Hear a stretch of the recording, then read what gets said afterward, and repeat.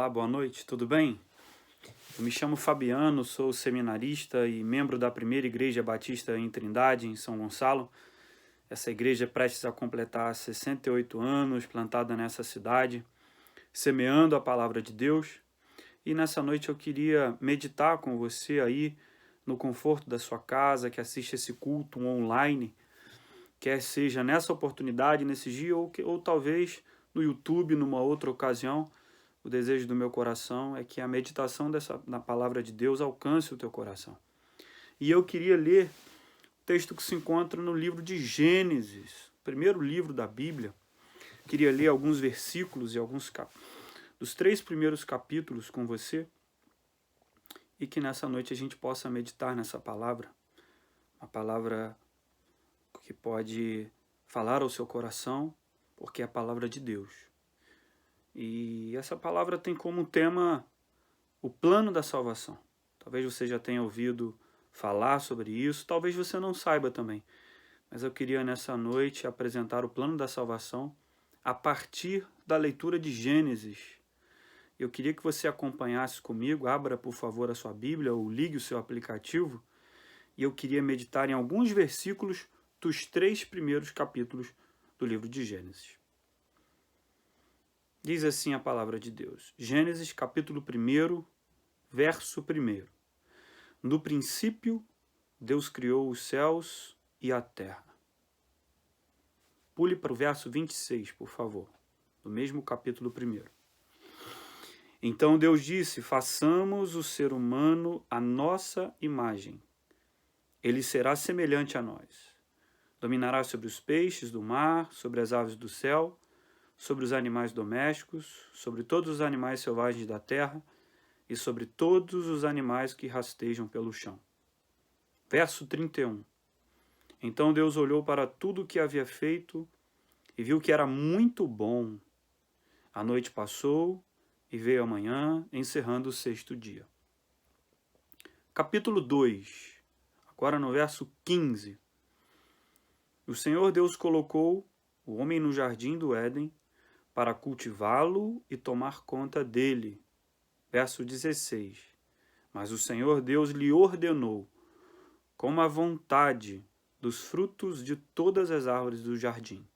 Verso 17. Exceto da árvore do conhecimento do bem e do mal. Se você comer desse fruto, com certeza morrerá. Capítulo 3, do mesmo livro de Gênesis, o verso 6. A mulher viu que a árvore era linda e que seu fruto parecia delicioso, e desejou a sabedoria que ele lhe daria. Assim, tomou do fruto e o comeu. Depois, deu ao seu marido, que estava com ela, e ele também comeu. Verso 7. Naquele momento, os seus olhos se abriram e eles perceberam que estavam nus. Por isso, costuraram folhas de figueira umas às outras para se cobrirem. Esses versículos que nós lemos aqui, nos 3 primeiros capítulos do livro de Gênesis, têm uma história muito interessante. A gente pode perceber aqui, já nos capítulos 1 e 2, a maneira como Deus criou o universo, criou todas as coisas. E essa é uma maneira maravilhosa.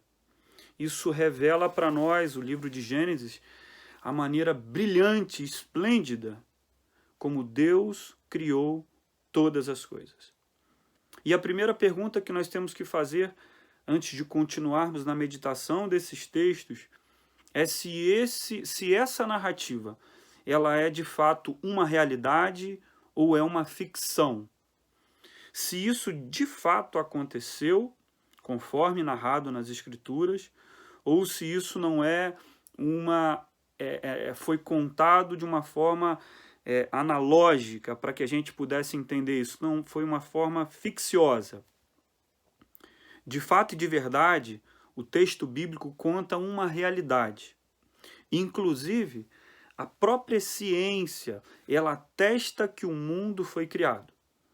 Ainda que ela não tenha como garantir, afirmar ela não tem a coragem de dizer pela ciência que isso foi criado, que o mundo foi criado por Deus, a ciência não nega que o mundo foi criado. O fato, meus irmãos, é que nós sabemos que o Senhor, o eterno Deus, ele é o Criador de todas as coisas.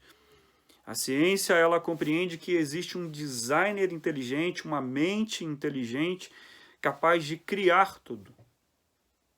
Ainda que isso, ainda que a ciência não tenha até hoje atestado que o Criador é o próprio Deus, um ser supremo, eterno, poderoso, nós, pela fé, conforme o autor escreve aos Hebreus, no capítulo 11, no verso 3, que pela fé nós entendemos que todo o universo foi formado pela palavra de Deus. É fato. Pela fé nós atestamos isso, mas não somente isso. A própria Escritura, ela se completa ao afirmar que existe um Deus, o Senhor, que é Criador de todas as coisas.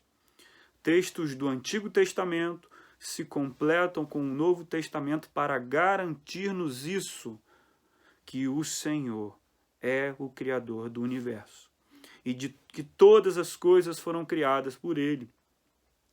João, no capítulo 1, no Evangelho de João, ele diz que no princípio era o Verbo. E aqui, quando nós conectamos aquilo que está descrito na narrativa de Gênesis com alguns outros textos, conforme João, por exemplo, nós conseguimos perceber a trindade divina participando na criação. João, ele diz que no princípio era o Verbo estava com Deus e o Verbo era Deus, e que todas as coisas foram criadas por meio da palavra. Ou seja, João se refere a Jesus aqui, o Verbo que se fez carne e que habitou, conforme o seu Evangelho descreve.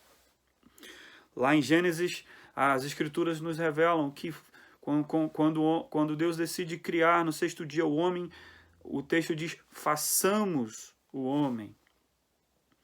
E isso mostra a perfeita maneira como a Trindade trabalha na criação do universo.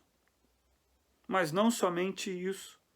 Quando olhamos o Novo Testamento e vemos Lucas, quando escreve no seu Evangelho a genealogia de Jesus, a gente vai ver que se confirma aqui a realidade da criação humana, em que o primeiro homem e a primeira mulher não são atores de uma narrativa fictícia, mas é a realidade do primeiro homem e da primeira mulher, os nossos pais, a partir dos quais toda a humanidade fora criada.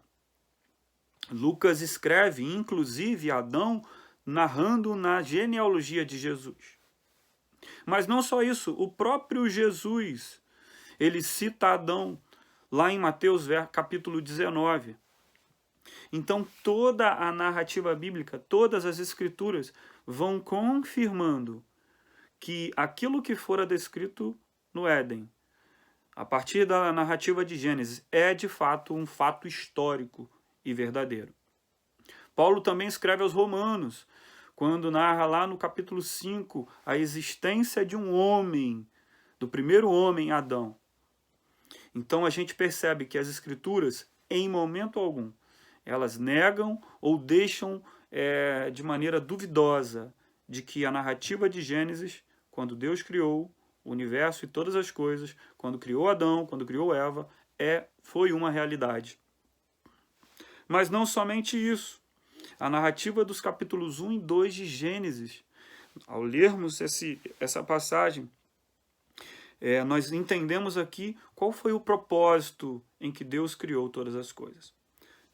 Primeiro propósito, Deus fez todas as coisas para o louvor da sua glória. O Salmo 19, o salmista Davi, ele diz, os céus revelam a glória de Deus e o firmamento proclama a obra das suas mãos. Através dessa poesia nós entendemos que o universo foi criado para a glória e louvor do Senhor. Mas não somente isso, entendemos também que o homem foi criado para comunhão e adoração eterna com o Senhor. E ele fez dessa maneira já no Éden, pela vida de Adão e Eva, para que eles, através do cultivo e do cuidado do jardim, através do domínio sobre todos os animais, isso servisse de uma como forma de adoração a Deus.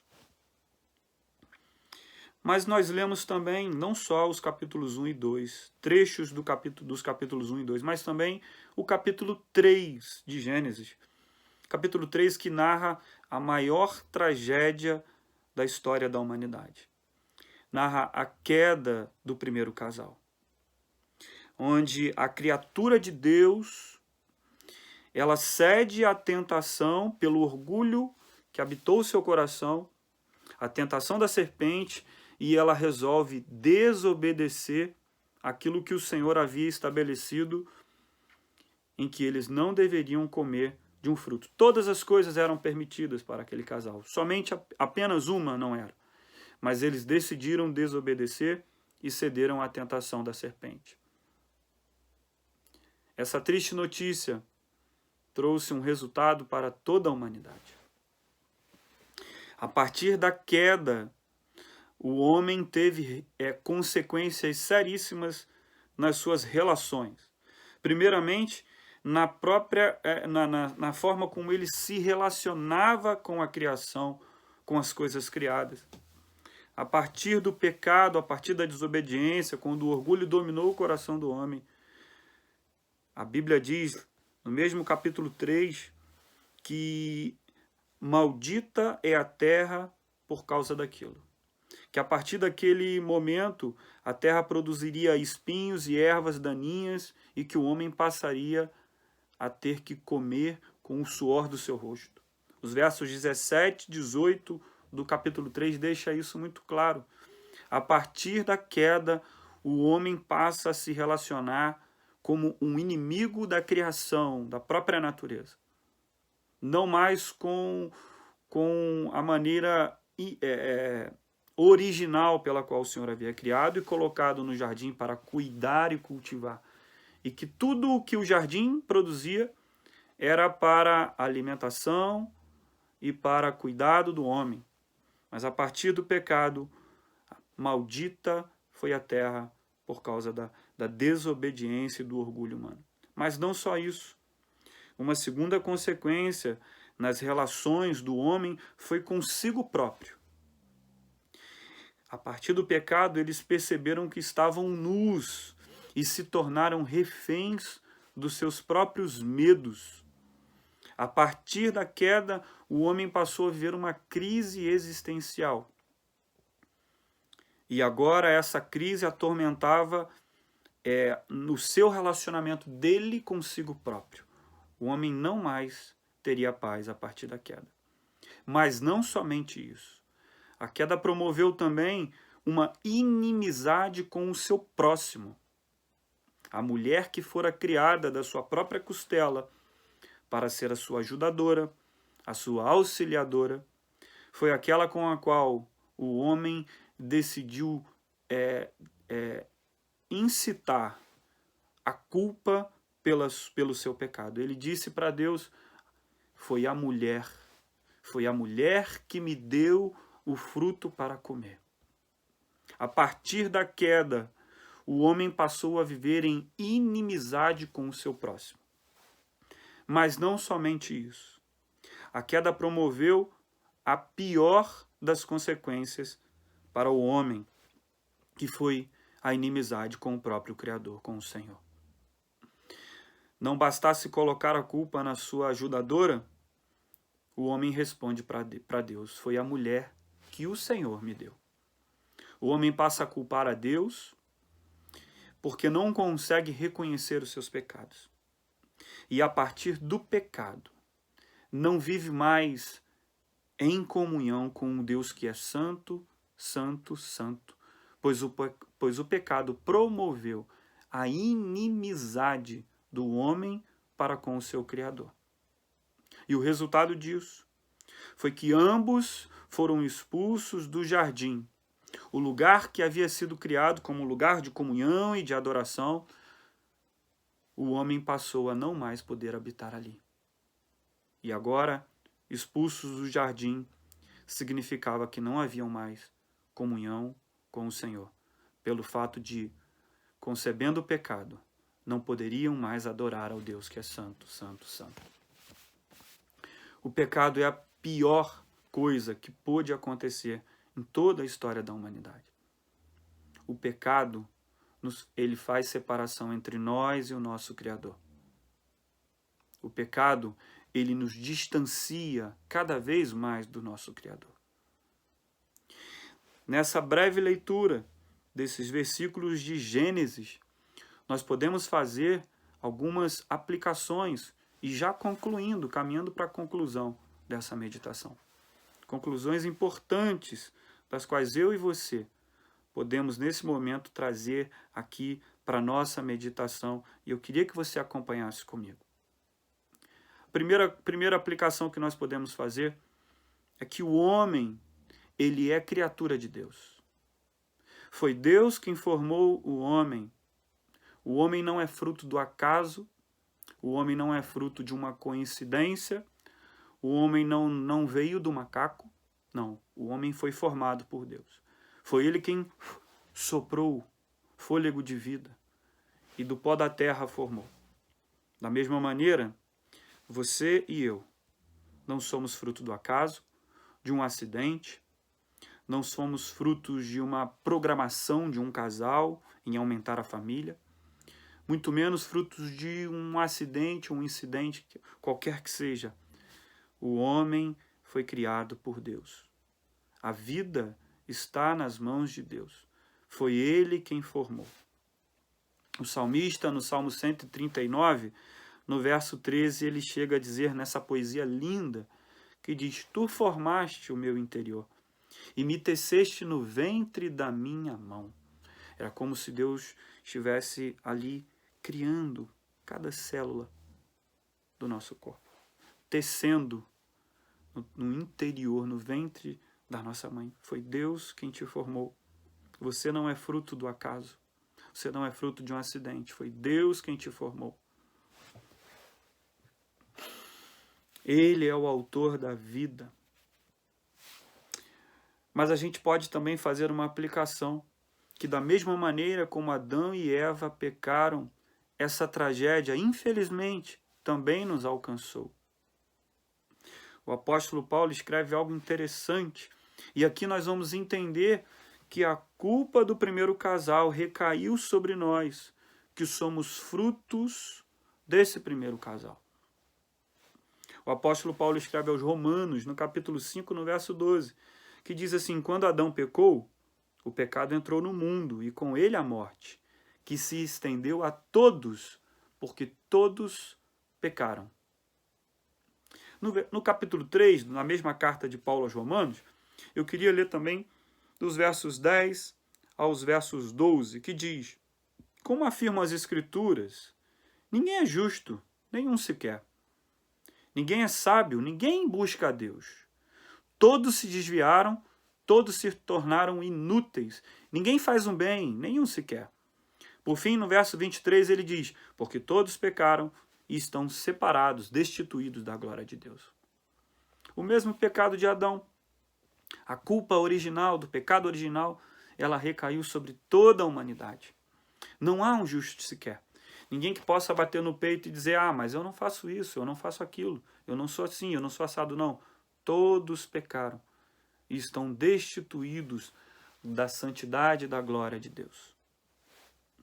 Essa má notícia que Gênesis 3 relata com a queda nos alcançou. Alcançou a todos. E o salmista ele chega a dizer: em pecado eu fui concebido. E isso é uma verdade. Da mesma maneira como Adão e Eva tiveram tentativas frustradas, assim também somos nós. O capítulo 3, o verso 7 e 8 narra: naquele momento seus olhos se abriram e eles perceberam que estavam nus. Por isso, costuraram folhas de figueira umas às outras para se cobrirem. Quando soprava a brisa ao entardecer, o homem e sua mulher ouviram o Senhor Deus caminhando pelo jardim e se esconderam dele entre as árvores. As duas tentativas deles não foram com sucesso. Tanto a tentativa de tapar a nudez com as folhas, no verso 7, quanto de se esconder de Deus entre as árvores, no verso 8, não foram capazes de cobrir o seu pecado. E isso também, assim também somos nós. Nós não conseguimos, com as nossas próprias forças e habilidades, cobrir o nosso pecado. Tampouco se esconder de Deus. Provérbios, capítulo 15, no verso 3, tem algo interessante que diz: os olhos do Senhor estão em todo lugar, observando os bons e os maus. O Salmo 139, o salmista diz no verso 7, é impossível escapar do teu espírito, não há como fugir da tua presença. Se eu subo aos céus, lá estás. Se eu desço ao mundo dos mortos, lá estás também. Se eu tomar as asas do amanhecer, se eu tomar as asas do amanhecer e se eu habitar do outro lado do oceano, até mesmo ali a tua mão me guiará e a tua força me susterá. Eu poderia pedir à escuridão que me escondesse, e a luz ao meu redor que se tornasse noite. Mas nem mesmo na escuridão posso me esconder de ti. Para ti a noite é tão clara como o dia. Escuridão e luz são a mesma coisa. Não há como se esconder de Deus. Não há como fugir da presença de Deus. Deus, os seus olhos estão em todo lugar. Os seus olhos estão em todo lugar. Não tem como você achar que consegue fazer algo que Deus não saiba. Os olhos de Deus estão em todo lugar. Tampouco você consegue corrigir os erros que você já cometeu. Você não pode cobrir o seu pecado, porque só o sangue de um justo, de um puro, é quem pode fazer isso. E por último, a aplicação que eu acho pertinente fazermos ao meditar nesse texto é que o perdão e a salvação não provém de nós mesmos. Nós não somos capazes. Porém, o perdão e a salvação provêm de Deus. E já em Gênesis a gente percebe isso, porque se as tentativas de Adão e Eva foram frustradas e ineficientes, Deus teve que mais uma vez caminhar na direção deles. E duas coisas importantíssimas e interessantes a gente já observa lá em Gênesis. Algo que a gente vai ver se consumando no Novo Testamento. O verso 15 do capítulo 3 diz assim: farei que haja inimizade entre você e a mulher, entre a sua descendência e o descendente dela. Eu estava decretando para a serpente qual seria o julgamento que viria sobre ela.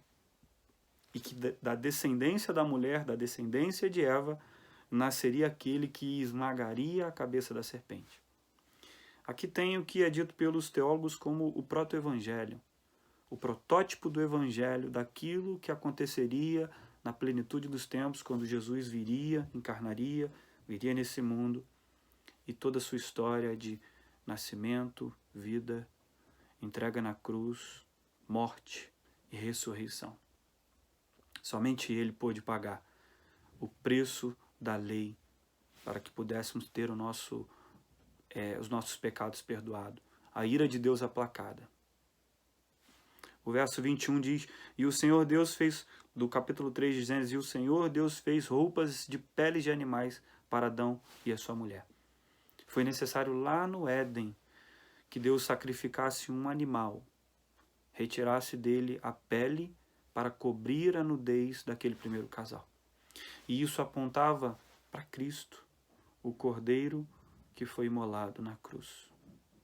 E pelo seu sangue tivemos o perdão dos nossos pecados. Que mensagem maravilhosa! Já em Gênesis, que relata a queda, a história trágica da humanidade, apontando de um Deus que caminha na direção do homem para restaurá-lo, para redimi-lo e para perdoá-lo.